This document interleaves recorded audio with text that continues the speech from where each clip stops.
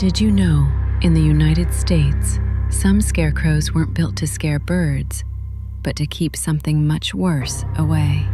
Farmers in the Midwest whisper about one field, a scarecrow that's taller than any man, hat pulled low, head slightly tilted, arms outstretched until they're not.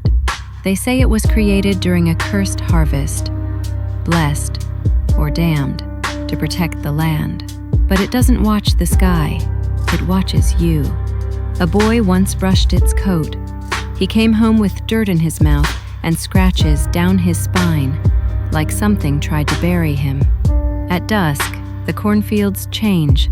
You hear shuffling, heavy footsteps, dry straw scraping against the stalks, and its shadow moves, row to row, closer and closer. A farmer tried to film it once. By morning, the cameras were smashed, claw marks carved into the porch. The scarecrow stood at his doorstep. Locals swear if you stare long enough, its head slowly lifts and its eyes begin to shine. That's your only warning.